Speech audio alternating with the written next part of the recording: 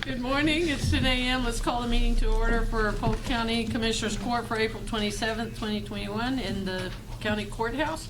At this time, Father Tarcisius Pulling with St. Joseph Catholic Church is going to lead us in prayer.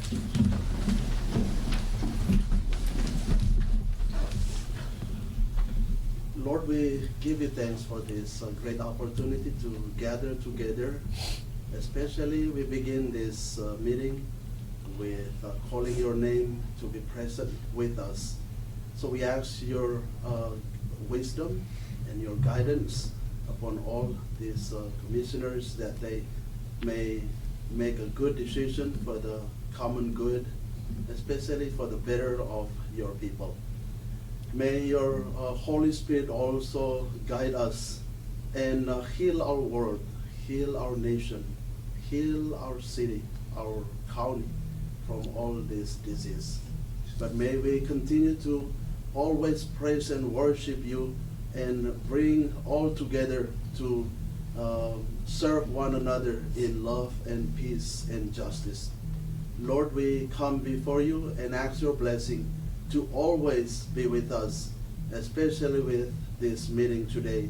In the name of the Father, and of the Son, and of the Holy Spirit, and we say, Amen. Amen.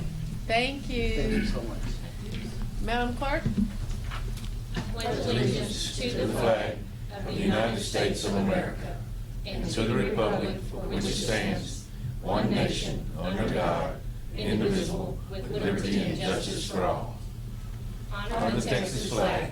I pledge allegiance to thee, Texas, one state, under God, one and indivisible. Father, if you would like to stay with us, that would be great. But if you have other things you need to do, then I can stay for a while. there you go. But Thank you. Thank you for inviting me to. Thank you. Not a problem. Thank you for coming. Okay, item number 2, public comments. Did anyone sign up? No, ma'am. Item number 3, informational reports. For those of you that don't know it, Commissioner Purvis is Polk County of the Year for 2021. So, way to go now. Thank you, ma'am. Obviously, since we're all giving him a hard time, and we will call him His Highness for the rest of the year. Oh, no. Just call me Milton. That works pretty good. Okay. But thank y'all. It was very nice of them to do that. Well, it's very well deserved. Enterprise Management Fleet Presentation. I can give you all a little quick summary. If you will recall, at one time, we had spoken to Enterprise previously, but we never got beyond that. And so they're here to make a presentation because our current sheriff's office would like for us to seriously consider it. Go ahead. So we've been putting for cars, as we do every year. And I know these cars are expensive, but it's a must. You know, we're in the business to protect and serve the county, and we have patrol cars to do it. One of our big key issues is that we're trying to help in trying to save the county some money. Most of these cars don't get traded in 10, 12 years after we buy them. We got cars over there that are, at least I got a 2009 that we're still using. These cars become more and more of a maintenance problem as they get older. One of the things we look at is that on a lease program, the equipment of these cars is what's very expensive. The equipment is almost as much as the vehicle when you outfit a brand new patrol car. We're talking about the fully rigged out patrol car that's on the street. We're not talking about a CID truck or a transport vehicle. We're talking about the actual patrol car. The equipment in them is almost as much as the car itself. Well, after 10, 12 years, you can no longer use that equipment. It's outdated, and it can't be utilized in the next new vehicle. If you was on a program where every 4 to 5 years these cars were traded in and got new cars, you could actually utilize still the equipment, especially 3 key things: your radio, your watch guard camera system, and your radar. The other 3 pieces of equipment right there is $15,000 to $16,000. And so they could be taken out and put into the next new vehicle if these vehicles were traded in a timely manner and save the county that kind of money. We've asked around. There's numerous other sheriff's office and police departments within the state of Texas doing this, a number of other counties and cities that are doing this. So far, they like the program that we've talked to. Jeff here is with Enterprise, and we'll let him kind of go over how this works and what it costs to lease these vehicles. Thank you, Chief Deputy. Good morning, Judge. Good morning, Commissioners. It's been 2 years. I appreciate you having us back out. Again, my name is Jeff Kerner. I work for Enterprise Fleet Management. I've worked for them for the last 19 years. In front of you, you should have a few documents. One should be a fleet level overview.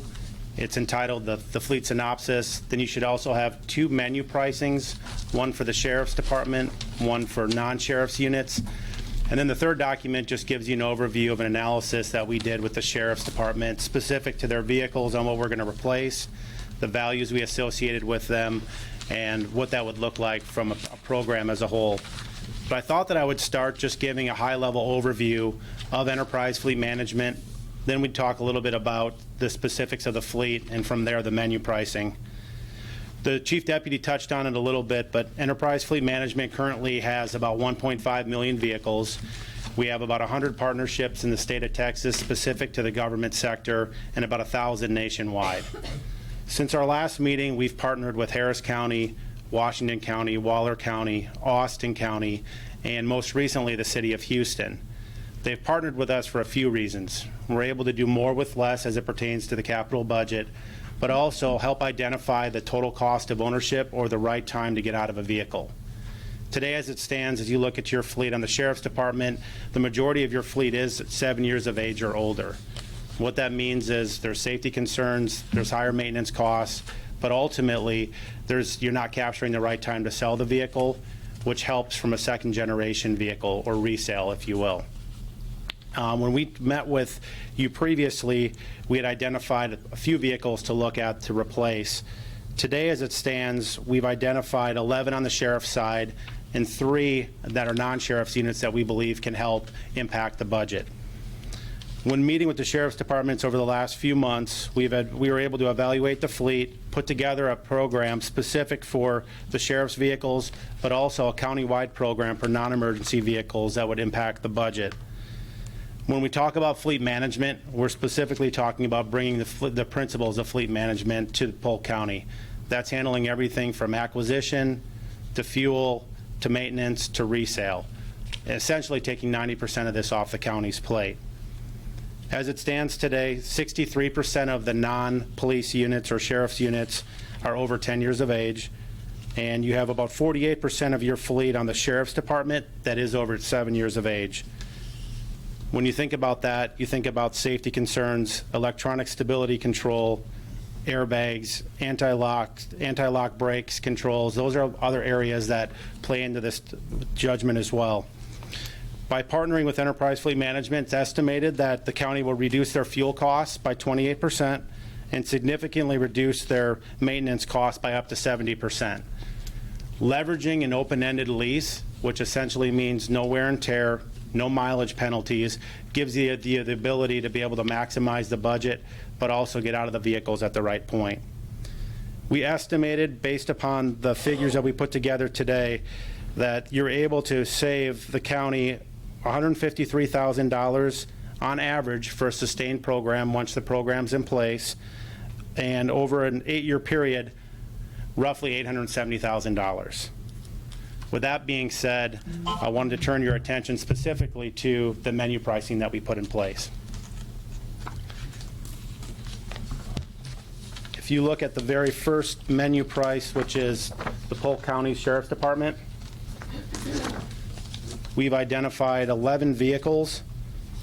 And first, if you look left to right, there's two units, 2 different patrol units. There's 5 of the patrols, and there's 1 K-9 unit operating on 48 months and 25,000 miles annually.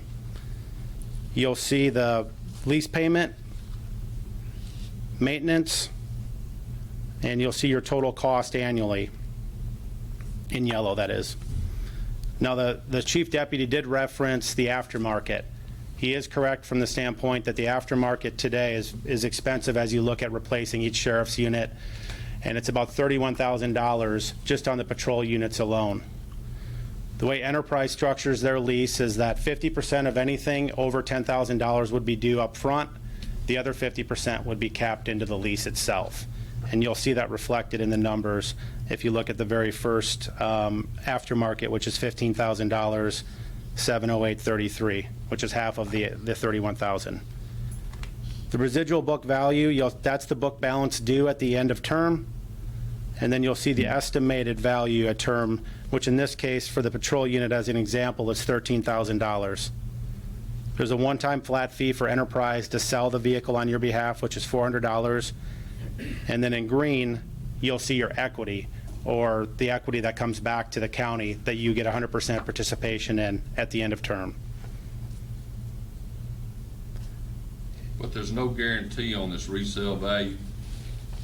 We don't guarantee it, but they're very conservative numbers, so we stand behind them based on the fact that we sell about 1 million vehicles a year. So they're very conservative, but we're very confident in the numbers we put in place. And ultimately, you'd have one of our members, which is an account manager, meeting with you quarterly. They're reviewing the fleet, they're looking at the analysis, and they're looking at exactly what those vehicles are worth, so they're able to put analytics behind the entire fleet today.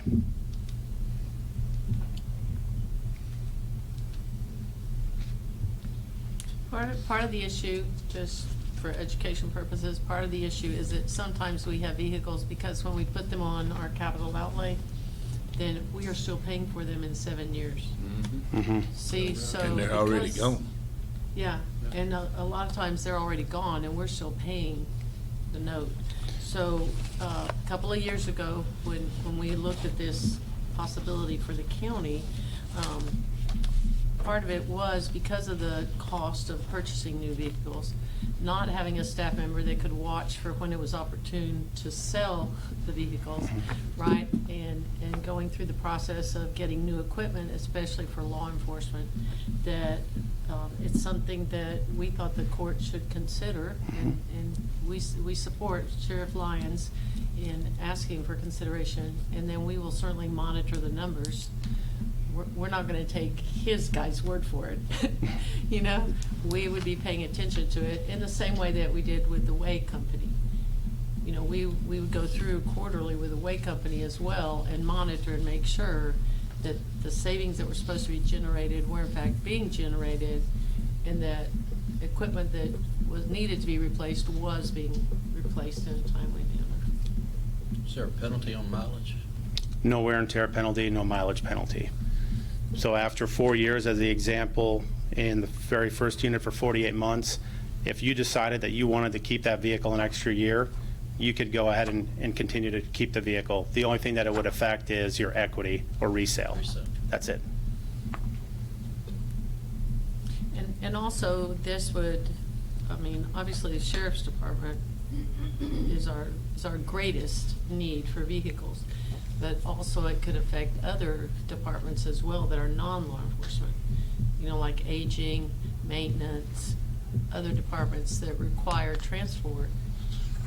Because we did have one vehicle in maintenance, if you will recall, last year, that we didn't even allow it to go outside of the city limits of Livingston. And to touch on the judge's point, we actually just partnered with the city of Houston and Chief Pena, and your ability to be able to buy vehicles better than the general public, coupled with Enterprise's ability to be able to sell. In the case of the city of Houston, we were at a cash neutral, and in some of the trucks, we were cash positive by being able to sell those every 12 months on their behalf, which is a unique position that the county has today. And if you look at, as an example, the CID truck, there's a 2022 Chevy Silverado. You'll see your yearly payment is $6,300. The vehicle is worth just over $6,000 at the end. So essentially, it would cost you $300 or $25 a month to run that truck with maintenance included. And to Buy me one more Yeah, time. say that again? sure. Do the So math on that one. yeah, so if you look at the Silverado, that's second to the bottom, the CID unit, you'll see it's on a 12-month lease, 11,000 miles annually. You'll see your monthly payment of $508.78. You'll see your full maintenance, which is $23.90, and you'll see your total yearly cost, which is $63.92.16. At the end of 12 months, That vehicle is worth $25,000, and we're going to sell that vehicle on your behalf to have a net positive equity of $6,000. So for simple math, if you take the $6,000, $6,078.59 to be exact, and you deduct that from the $63,92.16, it's $300 difference. And that's why a lot of other counties, and even the CID divisions, and to the judge's point, some of the other divisions like environmental services have the opportunity to run a light-duty truck better than your general public. Now, one thing we would have to make clear is that we don't want to get in the business of all of a sudden everybody saying, no, no, no, I want to keep my car, I want to keep my car, I want to keep my car, because then that defeats the whole purpose of the resale. I know I'm bad about that. I like the way the chair tilts, or, you know. Would it be the same on the patrol vehicles? The patrol would be different simply because of the aftermarket. So we structured the patrol units for 48 months because of the $31,000 of aftermarket that's built into it. To the judge's point earlier, when we're meeting with you quarterly, we're evaluating the total cost of ownership on each vehicle, and it simply doesn't make sense for a patrol unit to run anything under 100,000 miles, especially with the amount of aftermarket in it today. To the chief deputy's point earlier, we can take that equipment after 48 months, and we can help swap that over to the next vehicle, and you would in turn be able to take that equity and roll it to Generation 2. But have y'all found a vehicle that you can move all that equipment to, that body styles are not changing? That's the problem we run into. Tahoes. That's what I said, the radio. Yeah, I know what you mentioned a while ago, but your cages, your other stuff, your lights, nothing else. Overhead lights can be. Yeah, but that's about it, those four things. But if the body style changes, everybody's going to have the same problem. Either Yeah, us or I them. understand that. Correct. That's the problem we've had. Now they've done changed the Tahoes up so the stuff won't come out of one end to the other, so I mean. Yeah, ultimately, Basically, you're gonna have to rig a vehicle every time, No, pretty much. not from scratch. You saying automatically just in 3 pieces. With those 3 pieces though, but the other stuff, That's yeah. $15,000, you don't have to. Half of it, because it's costing 31 to outfit it. If the Well, no, body there's- style changes. There's other things you can utilize, like the laptop stand, some of the console stuff can be utilized. I'm just Yeah, guaranteeing. I know, I'm just, Commissioner Overstreet, you are right, though. When there is a model year change, regardless if you go with Enterprise or if you do it on your own, you're still going to have to that's what we run replace it. into. That's the reason why I brought it up. I mean, Yep, that's they won't build us a police vehicle and leave it alone. that's correct. But in this case, you're able to maximize, to the Yeah. judge's point, the resale at the right time. Yeah.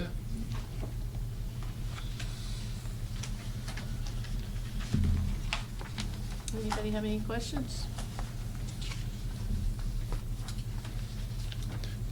This is, comes at the recommendation of the sheriff that we consider it. What we can do is go ahead and initiate it, you know, with his vehicles and with other departments that currently need vehicles, and then just monitor it as it develops and as it occurs. We can't vote on it today anyway, can we? No. No, I'm just telling you that those are some of our options. And the ones listed on here is what you feel like you need? Well, the ones that are listed on there are gonna be some of the ones that Enterprise has actually looked at and said these are the ones that we feel like, the chief is gonna be speaking with them because we feel like there may be 1 or 2 others that we need to swap out, and put in those places, but basically we'll still line up with the same, same numbers. When we start talking about this project, with the judge and the judge's office, is one of the things that we were trying our best to try to figure out how do we best maximize the taxpayers' funds. I just feel like the way that we've been doing it is not working when there's a vehicle that's in another part of the country and the county is still paying funds to. So we were trying our best to figure out a way to where we could best maximize the taxpayers' funds to where when this vehicle is sold, then our obligation, or rather, It's the done. court's It's gone. obligation is done at that time. No more funds to be allocated toward that vehicle. And we have, so far, just in budget requests, we have a sizable number of vehicles that they are requesting. We have environmental enforcement, fire marshal, people that are currently driving vehicles that were hand-me-downs. I mean, that's the only way for me to describe it, that are hand-me-downs from the sheriff's office, right? That are requesting vehicles as well. You know, the good part is that this is not solely where we're looking just at the sheriff's office. This is something that could work, you know, county-wide, commissioners, the precinct boards, or, you know, let's say environmental services, the clerk's office, you know, and I've talked and called across Texas to different sheriffs who are already under this program. I only found one, and he was not against the program. He had just been elected, just as myself, and so he's still trying to figure out with all the things that he saw and the numbers. He likes it. He said, "I just can't tell you that, hey, it's perfect, because I'm just coming in. But what I can say is that it's better than what we've done in the past." And I said, "Well, that's my, you know, what I'm trying to do. The objective is well, is to do better than what we've been doing." In our discussions before, at that time, y'all didn't have anyone set up around here locally to do the maintenance on it. Mm-hmm. And Jay was into discussions too, because they do all the maintenance on our current vehicles and whatnot. You know, that's the only thing. It was kind of like, we're not gonna drive our vehicles all the way to Katy to get an oil change done. So we gotta work that out too. And I'll be happy to show you a breakdown of the map of our current programs that I believe I sent that out, but there was about 13, if memory serves me, within about a 25-mile radius. If there's somebody specific that you prefer to use that's not on the program, with other counties, we were able to add them on as well. And that was one of the options that was presented last time, was that we could actually add on our maintenance if we wanted to. But the truth of the matter is that we are sending out a lot of vehicles because there are a lot of things that our maintenance department cannot do, or they're too overwhelmed on something that's gonna take too much time. So this would eliminate that responsibility, you know, from the maintenance side, with the other than minimal things that could be easily done. So a local Ford or Chevrolet dealer couldn't take care of, you know, if it's something that Jay and them couldn't do, they can't take care of the vehicle? They can? Yeah, they can. Absolutely can. Yeah, at that time, they had the Chevrolet dealership here. This is 2 years ago. 2 years ago, they had the Chevrolet dealership here. I have not seen a current list. And they also had Rod Ziegler on there. Cartoons, wasn't that it? I don't know if they're Yeah. still. Sounds right. And I think they maybe even had Rocky. I don't recall. But I recall that there were 3 or 4 local people also Yes. included. And I can send you a follow-up list with all of them and the map of the area on who's on the program. Well, that'll come with the program anyway. I mean, I'm not trying to solicit anybody, you know, just one. I know in the past. No, but we don't want to have to take them 40 Yeah, or that's 50 what I'm miles saying. away. Yeah, 100%. That's what I'm saying. Yeah. That was, you know, so. Yeah, absolutely. I'll be happy to send that over to you. The other menu pricing that we didn't touch on is the non-sheriff's units. I believe the judge touched on it earlier, but there's 3 units, one for the DA's office. There's also one for the fire marshal that I was able to get their aftermarket equipment and spec that out specifically for them. And then there's an environmental Silverado that's similar to the CID unit. You can do over 12 months, and that's another vehicle that essentially you're running for $300 for the year. Well, in our past discussion, you know, we were trying to get vehicles that did not have a police package on it, you know. So some of those said, "Oh no, we've got to have that." I guess they know what they do with them, but I can't understand that part. You know, that's going to be part of it too. This is going to be your vehicle, and this is what you take, because we discussed that, you know, the ones with the police packages on them, the ones that really needed it and the ones that didn't need it, like the CID trucks versus a patrol vehicle. The CID trucks are not police package. I know that, but there's some other departments that think they've got to have all the bells and whistles on these vehicles, that really probably don't need them on there, but convincing them that they don't need them. Well, that's That's my point. That's a whole different discussion. Well, I'm saying, though, it's in this discussion right here because the resale's greater on the ones that don't have all that stuff on them, because the insurance purpose, whenever you buy one in the next time. Yeah, Commissioner Overstreet, you're 100% correct. Yeah, I mean, that was our discussion before, It 2 could be the years difference ago. whether they get one or not. That's what I'm, Yeah, I mean, that's, Yeah, take it or I leave mean- it. you know, you're not, I mean, there's some departments not running around here pursuing people.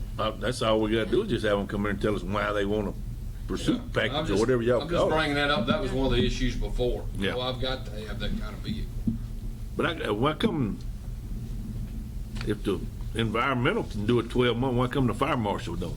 Fire marshal has a lot of aftermarket equipment on it, so that vehicle makes sense financially to run it over 48 months. And their average annual miles are 25,000 miles annually compared to what the current environmental unit, which is averaging at just over 10,000. So we structure it accordingly to their annual miles. And there's nothing that says that, you know, if that Ram 1500 Classic for the fire marshal has too many bells and whistles or it's too pricey, there's nothing that says that can't be changed to the same model as environmental. And, Yeah, well, and it would probably behoove us to have some kind of consistency. You know, that if the sheriff's office is going with a certain make and model, then, you know, then Jay will have a spare this or a spare that laying around, and then you have the same thing with the fire marshal, environmental enforcement, and whoever else. And they all use the same And that would- brand. Right. More uniformity. Yeah. Yeah. If Ultimately, you we- have more uniformity and more consistency in the make and model, then you're gonna be way better off. And ultimately, when we did break this down, we'll show you Ford, Chevy, whoever you'd prefer to look at, Ram in this case, but we'll show you the incentives. And in some cases, you'll get more incentives from Chevy or Ram because they're trying to get more market share than a Ford that's traditionally a little bit lower. But the offset is Fords typically sell a little better on the back end. So And I think we'll that's show you one the of things analysis on we would want that. to see, you know, is to make those, Yeah. Sure. you know, obviously have some input from some departments. And the sheriff, he's an elected official, so he will make that decision. But the court will make the decision for the departments. What's the SSV I have no idea. trim level? That's essentially their version of an emergency response vehicle. That's what I'm talking about. You know, the other two are not, that's the SSV, so Well, and, that's just a request. yes, yes, sir, yes, sir, it's just a request right now. Okay, anybody else? I know Commissioner Vincent, you did have a question specifically on which vehicles the county would be replacing on the sheriff's side. I put together an analysis on page 3, just for you to review, and it'll show the 8 units with their VIN numbers and what we look at replacing, and then 3 additional units that they looked at adding. On the far right side, you'll see FMV. That's the fair market value that we've assigned to those vehicles, so it's about $24,000 that they could use towards future vehicles. But I wanted to make sure the court had that to review as well. That looks like the mileage that's on our trucks. Hey, at least it's not coming in here at 80 and 90 anymore. Thank you, Yeah, Sheriff. we're still running 2000 and 2001 models. Yeah. Okay. Sure. Okay, anybody have any more questions? No, I guess we'll Thank you. study this. Thank you for your time. We'll study this and be on court next time, or? Yes, sir. Well, we'll need to make a decision before the budget, and so we have plenty of time to review it. Thank you, or, you know, answer any other questions that we might have. For some reason, this looks better than it did last time. It does. We've gotten a chance to wrap our brains around it a little bit. Well, it's a lot cheaper or something. I mean, last time it just didn't make sense. Maybe it was those bells and whistles. Might have been, I don't know. Okay, thank you. One more. Yes, yes, ma'am. Okay, and then we have another informational report, and that is redistricting. And this comes to you from your county clerk, and everybody should have the information in their packet. Shalana, you want to update everybody? Obviously, with the redistricting, we have to review our county election precinct boundaries. And my understanding from another county that talked to the same legal counsel that we use for redistricting was that we are not required to make any of the changes right now, but we do have a couple of precincts that are currently already out of compliance. And so once we get the redistricting information, we will have to make changes, if that's not already a change that's included in the recommendation on the redistricting from the census. When you say out of compliance, you talking about their lands is crossed where they're not supposed to be, or what? Numbers? Registered voter Too many numbers people. is over 5,000 Per box? per box. Yeah. So, precinct 19 and precinct 20 are over 5,000. And, by law, it's gotta be,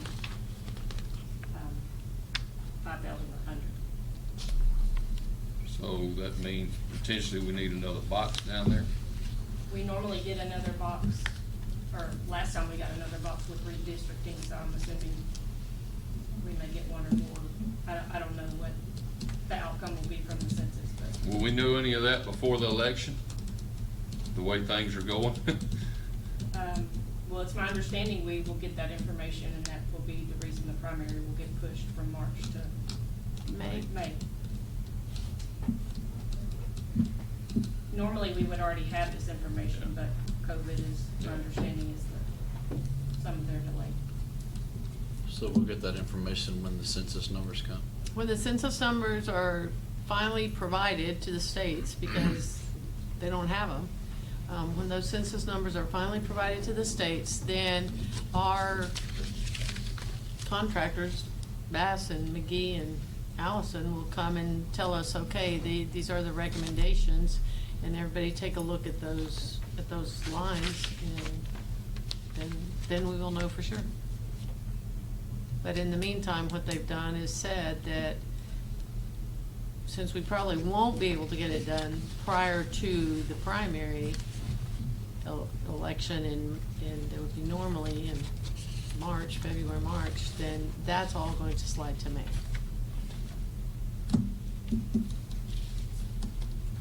Does that also change everything else associated with the election? Yeah, so we will push your runoffs to the summertime. I haven't seen any dates on that, but that should. And what about? Before, when it got pushed to May, the runoff was July, I believe. Yeah, and so what about filing dates? Does that move all of that up as well It has before, but I don't know at this time? With that. So, Yeah, because we had, one year, I think Commissioner Purvis was running, we could file, then there was a cutoff part, and then they opened it back up again. Right. Yeah. Yep, that one year. And that was period. Okay. Thank you, ma'am. Yeah, they do. What does suspense and non-suspense mean? That would be a question for the voter registrar, but, some of the reasons why you would be on suspense is if you have. The suspended voters or something? Well, it could be an issue with your, address, something like, say, your voter registration card was sent out and it got returned to the voter registrar. There's a Okay. bunch of different reasons why a voter gets put on suspense, and then after a certain period of time, then it rolls over to being canceled. That's my understanding, but Yeah, the I voter just- registrar could explain that better since that's Yeah, what she Leslie. handles. Yeah. And two, if, I think if the voter doesn't vote in so many elections at a certain time, it also will go on suspense as well. Doesn't affect your voter registration, until it actually gets canceled. They assume you've moved on, and they don't want whoever moved into your house going and voting for you. Right. Okay, item number 4, new business. This is your consent agenda. We have 2 addendums on B. Addendum number 1 in the amount of $209,289.32. Addendum number 2 in the amount of $19,026.26. Is there anything on the consent agenda that anybody would like to pull off? On I, where we're gonna rebuild Camp Ruby Road, it says advertise for material bids. It's Reconstruction. Okay, That's the way my bids went up with the paperwork I sent in. It's in for reconstruction, not material bids. but you're not gonna purchase road materials? No, ma'am. Oh, It's okay. road reconstruction. You're gonna have somebody do it. Yeah. Okay, so for road reconstruction.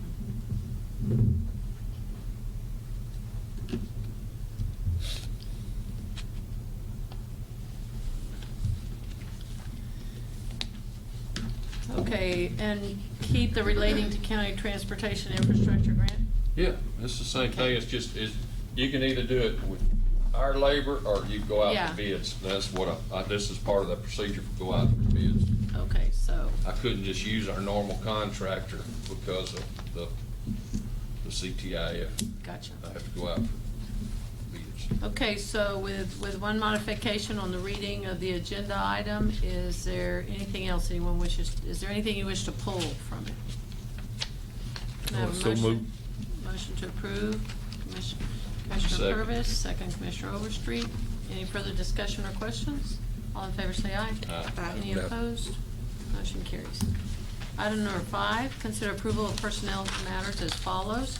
Review and consideration of personnel action form requested since last meeting, and review of any authorized emergency hiring.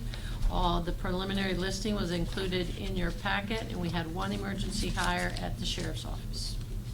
Motion to approve. Motion to approve, Commissioner Overstreet, second Commissioner Vincent. Any further discussion or questions? All in favor say aye. Aye. Any opposed? Motion carries. B, consider approval of update to personnel management system. This update serves to address visitors in county offices by adding a section 2.01, general employee responsibilities. And that is that employees should refrain from having visitors in their area and be cognizant of their time spent with visitors. Visitors include spouses, children, family, etc., and it must be approved by the elected official or department head prior to those individuals being present in the workplace. We had some issues in other offices when family members, during COVID, when family members would show up and just kind of hang out in an office, and they were disturbing other offices. And so we decided we probably needed to remind our employees that when they're at work, they're at work. But as a department head, if someone needs to watch a grandchild or something, it doesn't affect their, It says must be approved by the elected official Okay. or department head prior to it. And we have had instances where that did happen, you know, something happened and someone did have to bring a child to their office or whatever. Yeah. And so, but it must be approved prior to by the department head or when they, if it's an emergency, well then obviously instantaneously it would be approved. It just requires approval from the elected official or department head.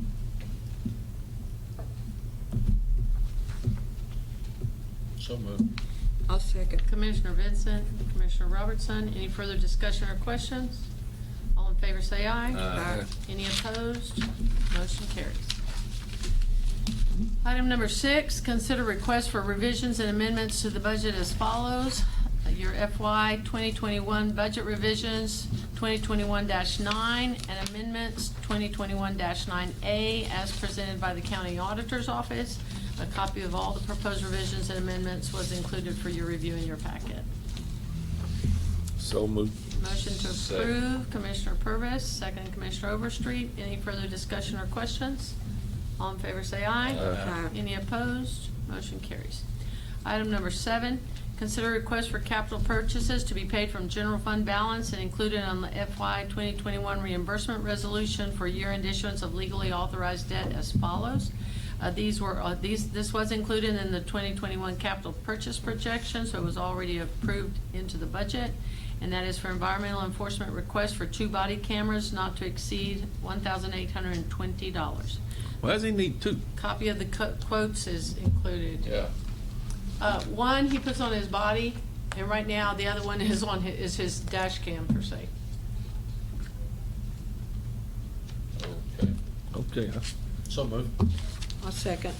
Move Commissioner Vincent, second Commissioner Robertson. Any further discussion or questions? Does he need a dash cam for his vehicle? When he When he gets a new one? vehicle. Yeah, okay, I got you, but And then, you know, the body cam can be used by someone else or Okay, by him, okay. whatever the case might be. Okay. All in favor, say aye. Aye. Any opposed? Motion carries. Item number 8, consider approval to accept the 2015 Toyota Highlander awarded to Polk County Constable Precinct 1 and determine method of funding vehicle maintenance and operations. The 129th Judicial District Court approved a final judgment which ordered and decreed that this vehicle was contraband and forfeited to the state of Texas, and it was awarded to Scott Hughes, Constable Precinct 1, and it needs to have insurance on it.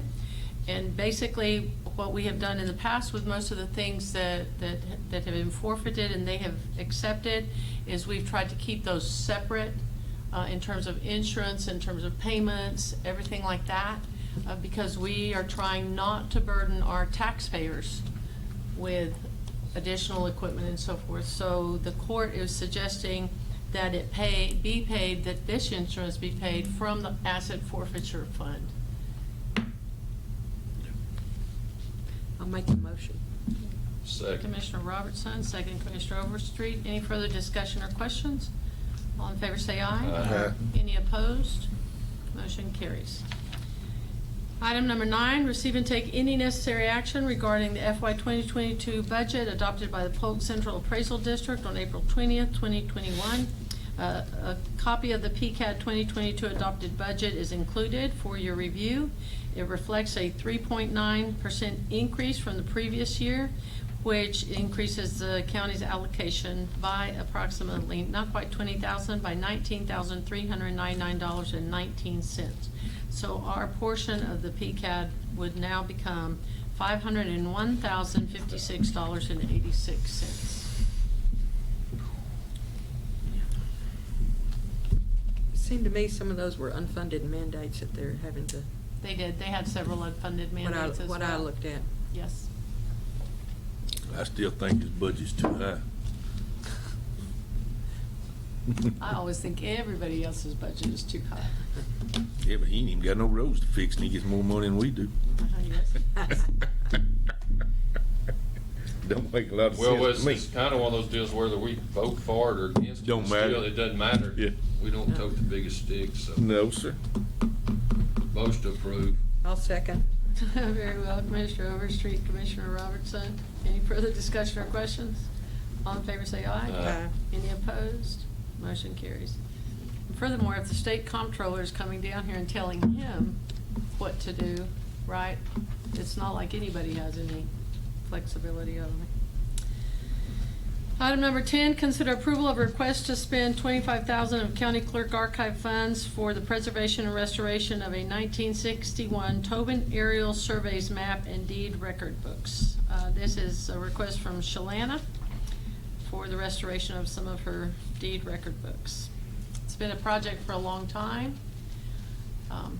It will be a project for a long time, just because some of the restoration of the really old stuff takes More money a and lot more of time. And more money, and this particular map is one that is used a lot by researchers and the surveyors, and it's already tearing and falling apart, and we obviously want to preserve it and still allow them to be able to use it for their needs.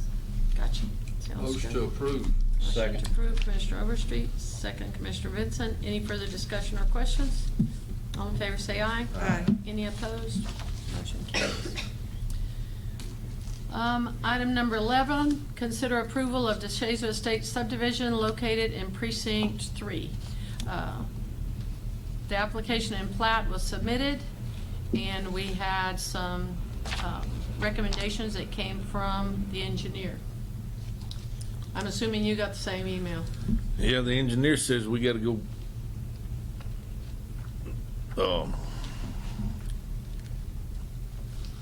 They have some deficiencies. there's some deficiencies gotta be resubmitted, is what we got this morning. Yes.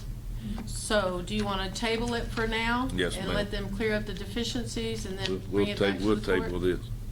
Very well. Motion to table from Commissioner Purvis. Do I have a second? Second. Second, Commissioner Vincent. Any further discussion or questions?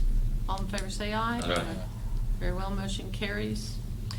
We will get you all those deficiencies. I'm sure Milt received the same list that we did, so that you can go ahead and go through them and bring them back.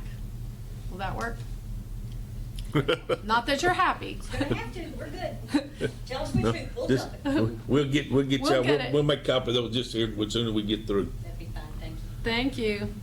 Okay, item number 12, consider approval to advertise requests for proposals and RFP for delinquent court fees and fines collection services.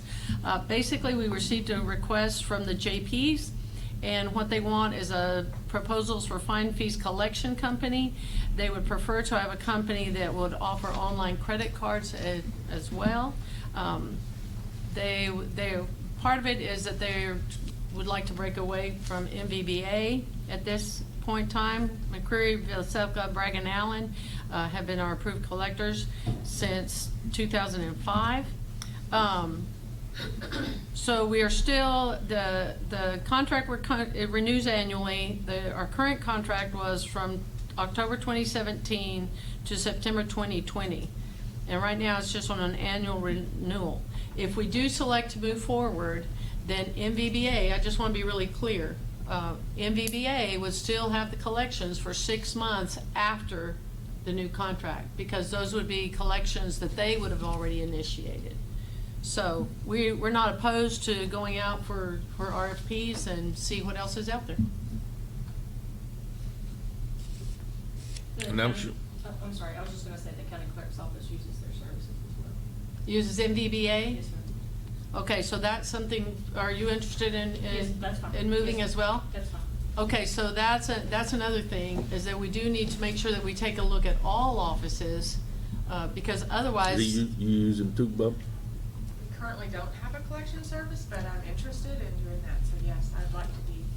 And that was part of it, was because there was more than just the JPs impacted. We have multiple services, and I don't think the county wants to have multiple collection agencies No. either. You know, I think that would be very confusing for the taxpayers. You start receiving collections from all different So- offices. Currently, they're not taking online payments or anything like that, I suppose, is part of the reason why I couldn't really, I don't know. nobody's sitting. They are taking some, but what they would like to do is have the credit card. Oh, credit, yeah. Yes. Credit. Yeah. Okay. So this way, the collection agency and the credit card collections would be Yeah, one and the same. I figured they'd moved into the 21st century with that. Judge, and this is a service that will be, we will be able to utilize once we get live with. That's one of the Credit card. stipulations. One of the Okay. stipulations is that it must be compliant with Odyssey. Yes, ma'am. So, because remember, the JPs have agreed that they're gonna do everything to maintain every other office in here whole. Okay, can I have a motion to move forward with RFPs? So moved. Second. Commissioner Purvis, Commissioner Overstreet, any further discussion or questions? All in favor say aye. Aye. Any opposed? Motion carries. Item number 13, consider approval of resolution declaring Polk County, Texas, a Second Amendment sanctuary county. This resolution was brought to us, requested by Sheriff Lyons. We too have received multiple calls, and the resolution was included in here for your review. So Sheriff, moved. would you like to, never mind, sit down. We've got a motion. If you want to explain what it is, O'Brien, go ahead. Where everybody here is for it. but- I will say thank you, So you know, you explain the, what it means to everybody. So basically, I've been receiving phone calls reference to this, as well as back from 2 years ago. And basically, I was just taking and looking at it and just kind of reviewing, just seeing where we were headed. And so basically, what we were looking at it with this resolution is it doesn't change any laws. It does not penalize anyone in reference to any decision they make reference to their possession or wish to possess of firearms. But what it does do is does say that this Commissioners Court and this sheriff does uphold and believe in the Second Amendment of individuals having the right to bear arms. And what we wanted to do is that it tells not just the citizens of this county, but it also speaks to the lawmakers in Austin, and it also speaks to the lawmakers in Congress in Washington that, hey, that Polk County and its citizens, we stand behind and we uphold and we want our Second Amendment rights not to be trampled on, as well as all the other amendments. But the Second Amendment right is one we do not want to be trampled on, nor taken away from, nor to be picked away one sentence, one T, one dotted I at a time. We want it to stand as is, so we have the right to protect our family and our county.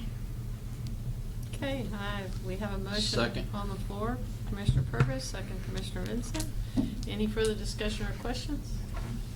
I'm pretty sure that when we all held up our hand like this. Yeah, exactly right.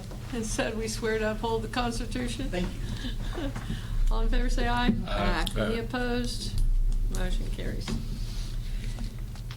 Item number 14, discussion of nuisance abatement procedures. This is my agenda item. After visiting with several of you all and with environmental enforcement as well as to the abatement procedures, I would like for the court to think about this. Is this just a discussion right now? To find an ideal solution, I guess I should say, to where whenever you all do an abatement, because sometimes these abatements are going to get pricey, and so to come up with an agreement that not 100% of the cost would come out of that precinct. So what I would like to suggest is that we take 75%, that after the work is done, after the abatement is done, then the general fund would refund that precinct 75% of the cost of that abatement. Or do something along those lines so that the money is readily available to the commissioner for immediate road repairs or for immediate needs, instead of having to wait for it to go through Linebarger, go through a sheriff's sale, if you have a lien on it, and then somewhere 3 or 4 years down the line, get some of your money, but more than likely not all. So the 25% that Road and Bridge would pay, once money could be recouped, that money would come back to Road and Bridge? No, it would go into the general fund. That's where it's going right now. Because usually what you recoup is not what you have expended. It's less. And that's 3 or 4 or 5 years down the road, so unless you all want to track it.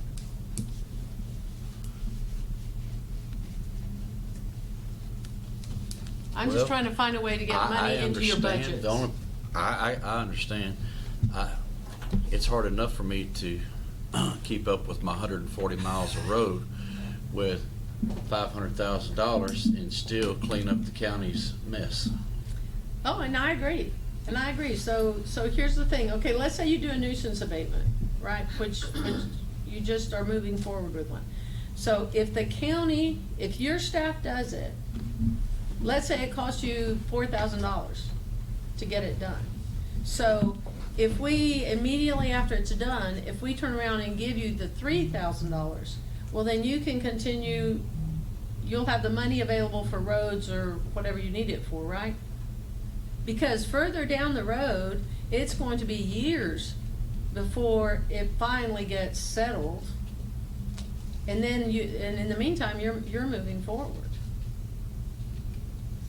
And then if you hire a contractor, you gotta pay a fourth of his bill. Correct? Yeah, 25% is way better than 100. If land's the asset of the counties too, not the precinct. Now what? Land, which, in the end, land is an asset of the county, not the precinct. Yeah, but the nuisance abatement. If you can't sell the land, it's an asset of the county. Yeah, but then we get $1,200, $800. We're getting stuck with that out of our budget too. Well, if you'd rather pay 4,000, okay. I'm just saying we need to find a way.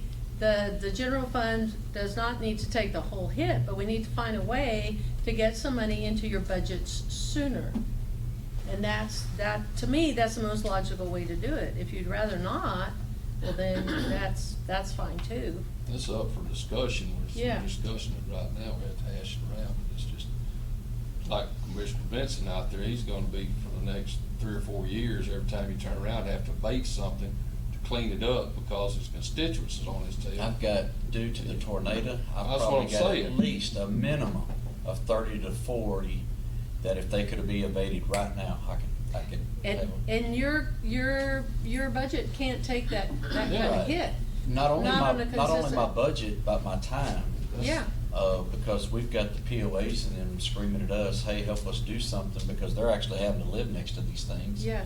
And not only my budget as far as monetarily, but time-wise, because I'm still having to build roads. and Okay, so everything else. let's- So therefore, I have to hire somebody to do it, then that runs into even more cost.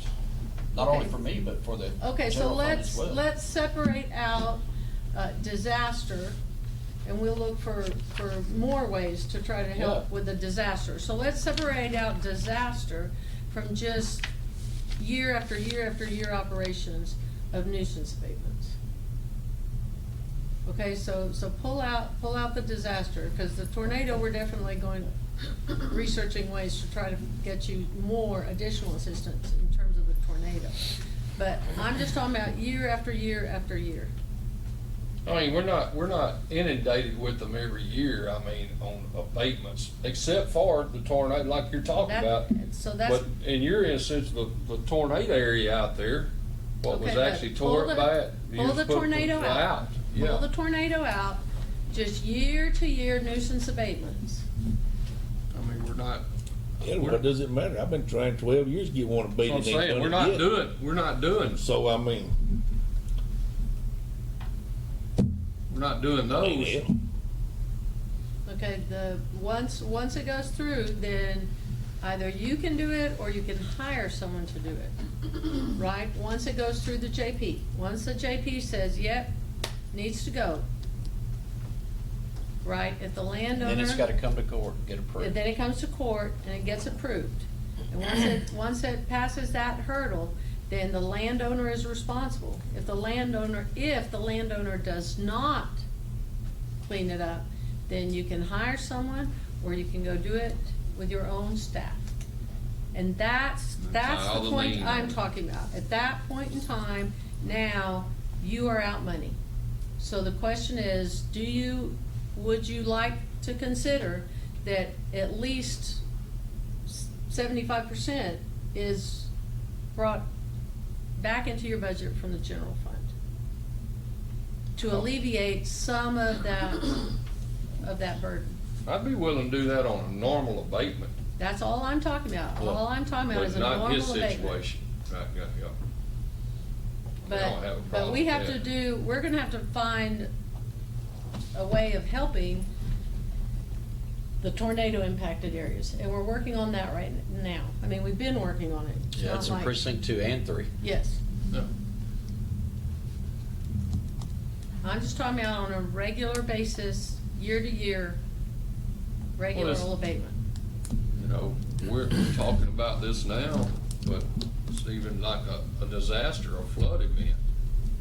I mean, we have to pay for that out of our And budgets. And I can help you with that individually when we go through the state. But I'm just talking about Normal, everyday. normal, everyday I routine. understand that, but I'm just saying that we get hit on that and then you get hung out for 2 or 3 years trying to get your money back from state.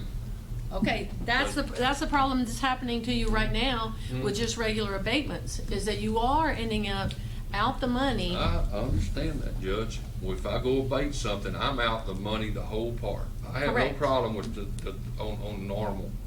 But we need to look at some other things too, when we get 300,000 pulled out of our budget. Then we're gonna look at this, 300,000 pulled out of our budget on another disaster. We need to figure this out, where that money will come from to help us make it through the end of the year. and we're already working on that. And Okay. we've written grants and we've done everything we can, you know, to assist with the tornado, and we're gonna continue doing that to where so that these two precincts right here will receive some additional monies, hopefully, right, to help take care of the tornadoes. I'm talking about in any kind of disaster. The tornado's fine, and we're talking about abatement. But I'm talking about if we're gonna look at it that way to supplement this, if you have a flood and it costs you $300,000 out of your budget to fix that road, then you've got to sit around the rest of the year because you don't have the money to do anything. So in our discussion, figure out a way to where we could be offset there too, a percentage of it. And Because that's just fine, I like don't me, mind. I'm still owed from 2016. And I don't I mind, haven't got, I don't I've never mind. got that money. Okay, I don't mind adding Yeah. another at a different time. That's Right fine. now, I'm trying to keep you on track as to what Well, I'm on this track, I item understand says. that, but then we're talking about that, we can just look at all of Discussing them. all of it. Okay. That's my point. And while we're on this, we can put them bridges back into the general fund too. No, that's not Yeah. happening. It's already in there. Okay, so, we can only discuss abatement procedures because that's what's in here. Okay, on the agenda. So, do you wish for us to add this as an agenda item for us to come back and look at some possibilities, so where we can review what the impact is at this time, or potential impact, because really we just started. We just At least got a in motion. discussion. I think that would be a good idea. Okay, so we will bring it back as an agenda item.